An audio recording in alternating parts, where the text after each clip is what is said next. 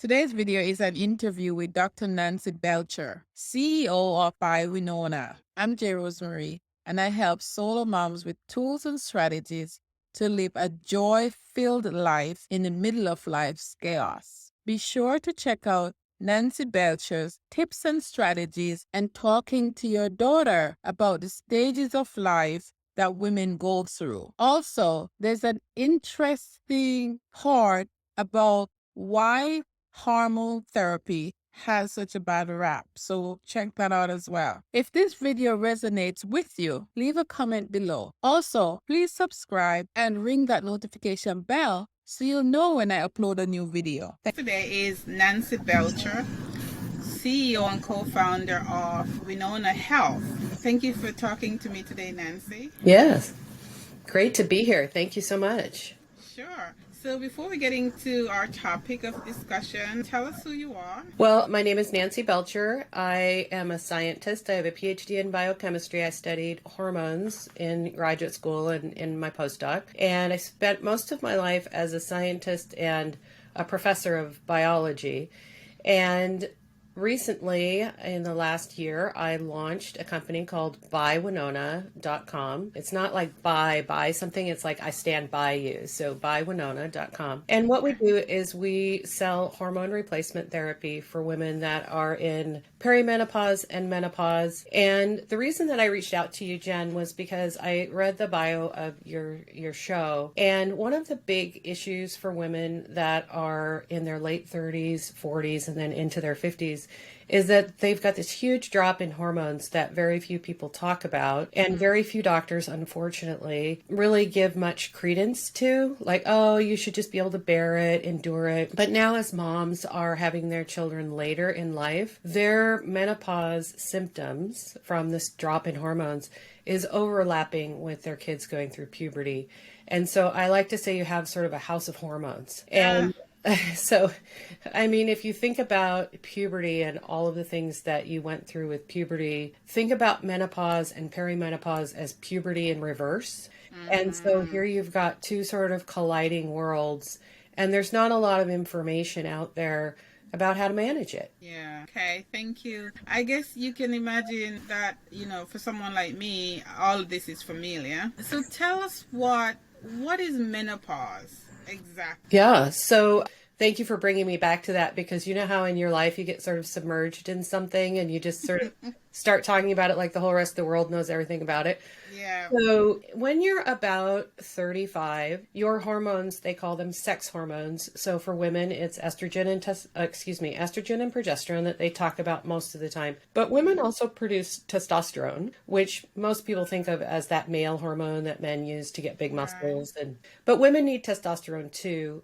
And so these three hormones that our body makes and is so reliant on, they drop at about 35. Now, estrogen and progesterone are both those hormones that make you have a menstrual cycle. So every month, those two hormones, and testosterone too, go up and down, and you remember what that felt like. Some weeks, all you could think about was eating chocolate.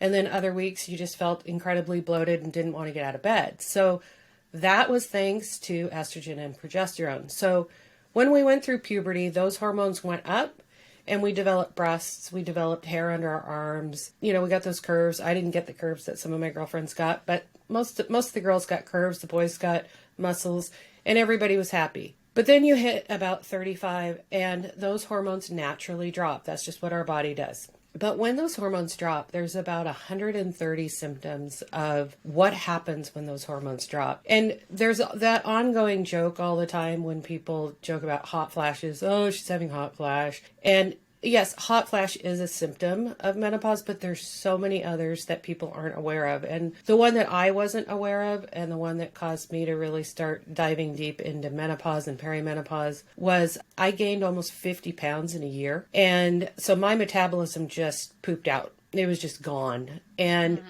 I always took a lot of pride in being an athlete and being really active. And suddenly I had this body that was not doing what I was asking it to do. Like, I remember I couldn't even really bend over to tie my shoes like I used to. It's so embarrassing to admit. Yeah. but I gained it all in my belly, right? And I gained it in a way that was so different than I used to gain weight in the past.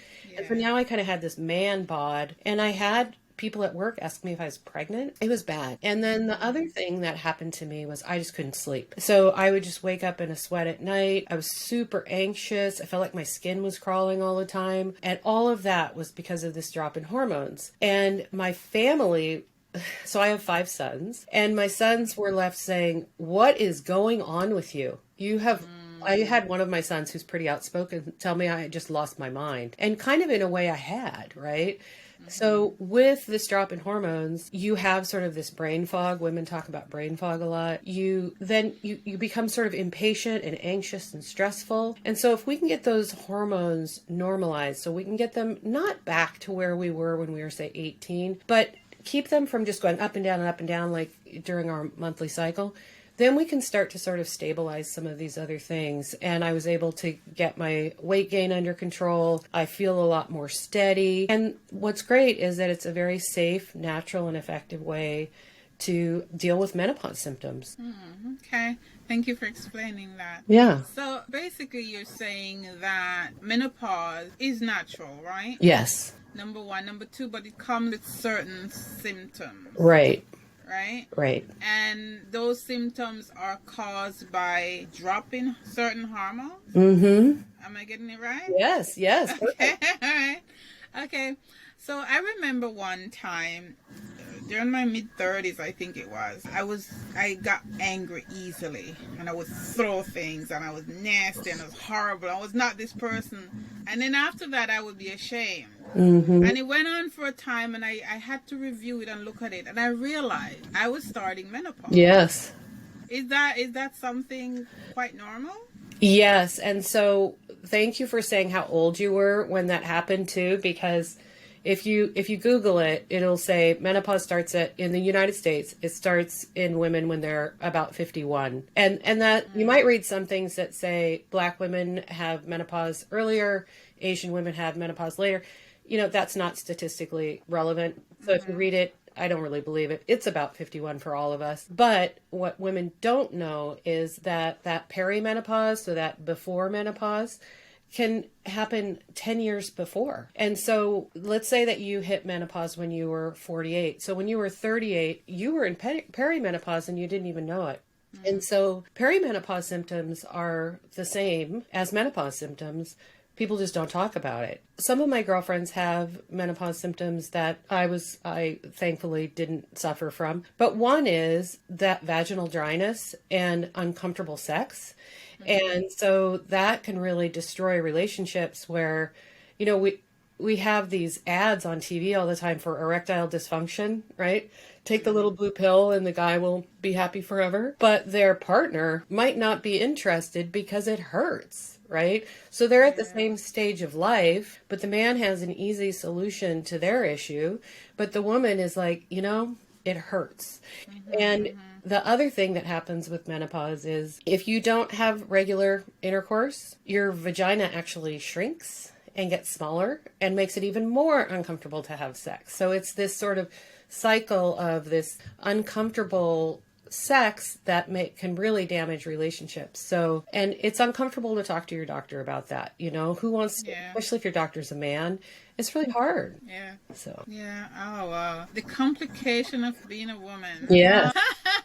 All right. So you and I are fortunate because we have boys. Yes. I have 3 sons. You have 5 sons. I was scared of having girls because I saw the way teenage girls acted, right? I'm understanding now that a lot of it is not just them acting out, right? Right. But it's hormonal. Talk to the mom, the solo mom right now with a teenage daughter acting out. Yeah, so I like to say, people are always impressed when I say I have 5 sons. And I'm like, yeah, but 5 sons equals 1 daughter.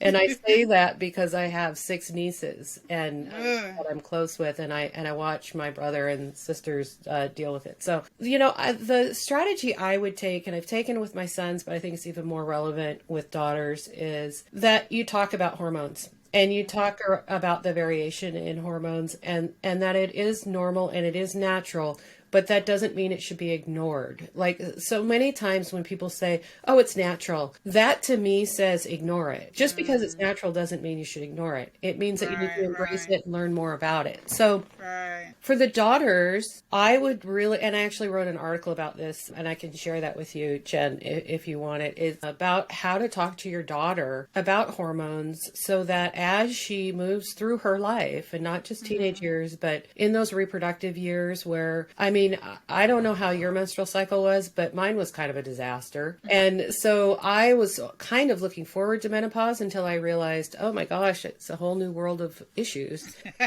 So I would sit with my daughter. I would first, of course, I would educate myself about what we were going to talk about. But then I would say, look, we're in the same place. We suffer from similar symptoms. Let's get through this together. Let's talk openly about it.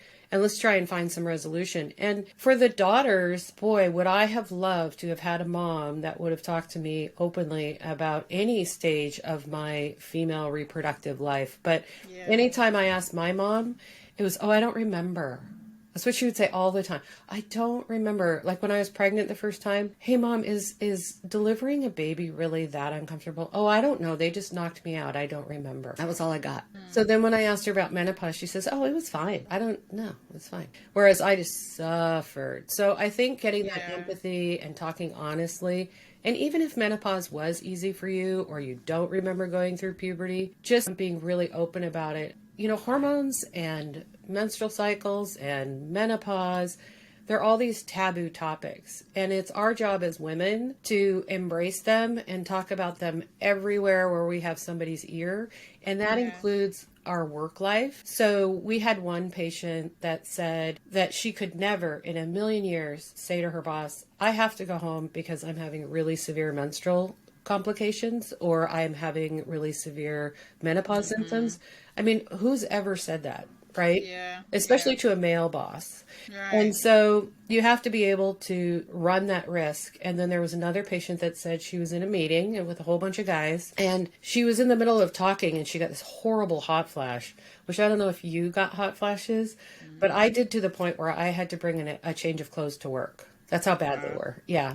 And so this woman in particular said in the middle of the meeting, oh, pause, I'm having a hot flash. And the guys just looked at her like, you're a nut job. And then there were a couple of women in the room and she got through it and she finished the meeting and everything. She walked out and she not only was approached by the women, but a few of the men. And they said, thank you. Thank you for bringing that to the table, to just be honest about what you're going through. So we have to change the narrative at work too, because when you look at when menopause happens in the 40s and in the 50s, that's when women are typically at the apex of their career, right? That's where they potentially could make the most money they'll ever make in their lives and hopefully save some things for retirement or their kids' college. But you have this medical situation going on because the symptoms are real that's being unaddressed. And you know, some people say that talking about menopause at work is career suicide. I disagree. I think we have to be really open about it and just change the narrative. I think that bears out, but the fact that our mothers either didn't know any better and couldn't help us, you know, doesn't excuse us from helping the younger generation, the daughters in our lives, so to speak, because as you say, the men doctor aren't really interested in your symptoms, you know. Right. You're there with hot flash and a heart attack and they're like, yeah, take a pill and go home, get some rest, you know. So we have to take control of that, and I'm glad you're doing that and helping us out. For a long time I didn't want to talk about my period because I just felt like it was private. Right. But then I realized one of our most popular episodes was about the cycle, our menstrual cycle. And so people want to know, women want to know about those things. And so I appreciate you bringing this out. And, you know, I'm glad you're here to talk about it. Thank you. Oh. Yeah, sure. So tell me, we have problems, hot flashes and hormone imbalance that cause us to act differently. What's the solution? Do we just change our mindset? Like, how do we handle it? Well, first, and thank you for asking that question. So hormone replacement therapy is one way that we can reduce the symptoms of menopause. And so, like you said earlier, menopause is not a disease that should be cured, but the symptoms can be relieved and alleviated so that you can improve your quality of life. I mean, there's no reason to suffer through perimenopause and menopause, which can take about 20 years to get through. So if somebody said to you, oh, the trajectory of your life, you're going to have 20 years that you just have to suffer through. Oh, thank you for that. No. Right. So Yeah. as women, empower ourselves and say no. Now, there is a whole bunch of misinformation on the internet about the dangers of hormone replacement therapy. And so, like I said at the beginning, I'm a scientist. I worked at a research institution here in Seattle. I'm located in Seattle for my postdoc, which is, the period of time after you get your PhD.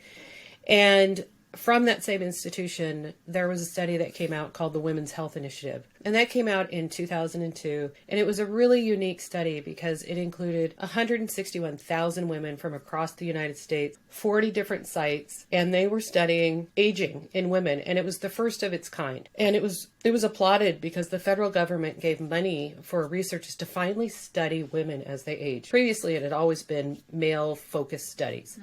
So it was this great breakthrough, not only funding, but a research project.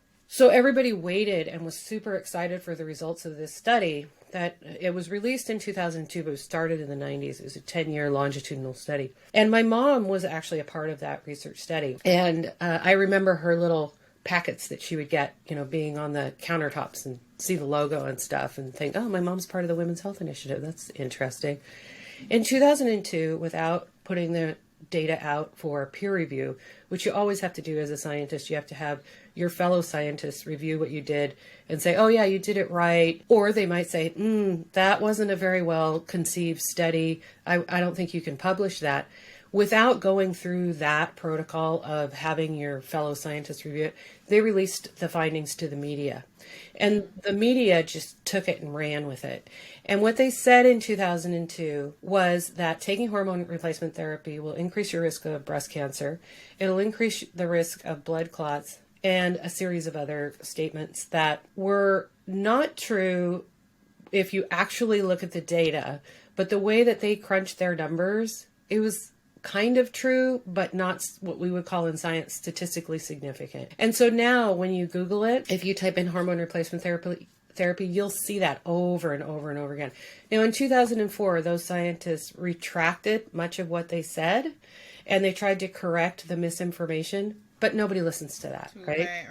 Right. And I would like to add too that the hormones that they used in that study were actually hormones that were from pregnant horses' urine. And so I know it was called Premarin. They still use it. It's not a dangerous hormone really, but horses have 21 different types of estrogen that you can extract from their urine. Human women have 3. And so they were pumping human women with 21 types of estrogen. And they were saying, oh, well, if you take hormone replacement therapy, you're going to get X, Y, and Z.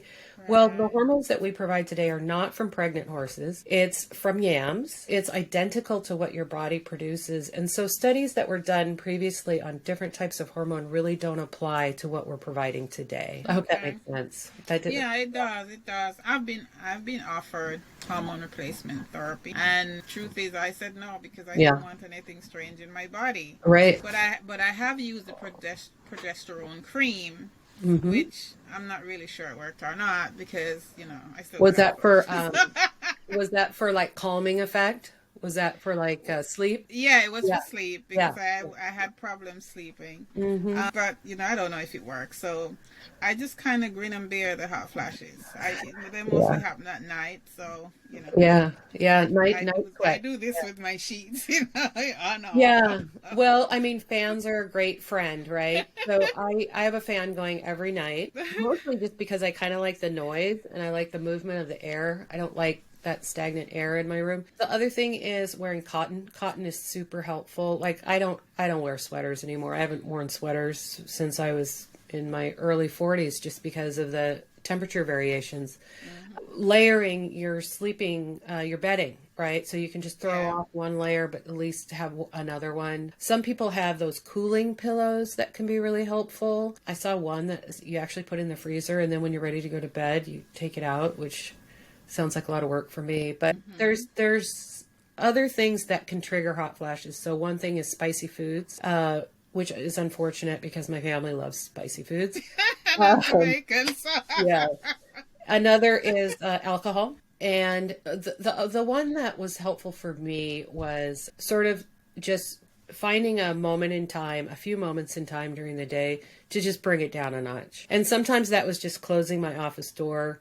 Other times that was just saying I need to just go for a walk, and on the walk not look at my phone, not multitask, like just sort of be present and just bring my level down. Because what happens is there's another hormone that's called cortisol, and I'm sure you've heard about it. People are talking about it a ton now. We call it the stress hormone. And back when I was a professor, the analogy that I used to give the students about cortisol was, it's that hormone that your body releases if you're like in the jungle and a tiger comes at you and you go, oh, hell, he's going to eat me. Sorry, can I swear? Am I allowed to swear? He's going to eat me. And so all of a sudden, cortisol just goes through the roof and you can jump higher, run faster, yell louder than you've ever been able to do. And that's because cortisol is sort of like your superpower. It's your kryptonite for a minute or two. But what happens in current society and the state of affairs in our world right now is that if you get cut off in traffic or somebody says something that maybe wasn't very pleasant at the Costco, your cortisol shoots up like a tiger just jumped at you.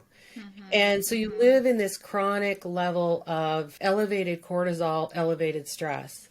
And that partially during menopause is because you don't have the other hormones to buffer the cortisol. So when we were like 30, progesterone, which we call the calming hormone, it helps you go to sleep. Progesterone's dropped during menopause. In our 30s, it was higher. Our estrogen was more normal.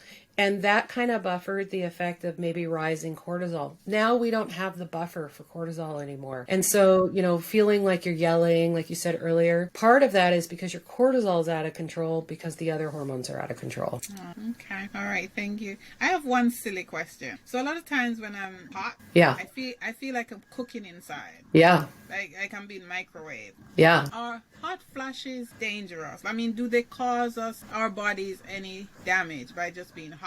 Yeah, no, that's a great question. So what happens is when your hormones are thrown off, you have this little gland in your brain that's about the size of the top of your pinky finger, but it's a super powerful gland. And that gland helps regulate your temperature of your body. And so making heat for your body, it's called thermogenesis. And that's how you make heat in your body. So if you go skiing or you're in a cold environment, that little gland in your brain says, because it's got a little temperature going on, and it says, we need to start pushing out some heat. We need to start to shake to get some heat. We need to do some self-saving, self-serving mechanisms to try and keep us alive. So when that thermostat gets thrown off, our body starts reacting really strangely. And that thermostat gets thrown off in menopause. And that's why everybody talks about night sweats and hot flashes. And so when our body thinks that it's too hot because our thermostat is off, all of a sudden there's this flush and my face gets super red, like somebody just slapped me in the face. My neck gets this weird like banding almost. It looks like, I don't know, it's weird. And then of course I sweat. And that's our body misunderstanding what's going on in our environment around us because our hormones are off. Now, there were some studies that were done that said that women that have uncontrolled hot flashes that are really, really severe have a higher incidence of heart disease. And one of our physicians that works with us at Winona wrote a really great article about that as well. Now, there is some data about it. I don't think it's really conclusive data.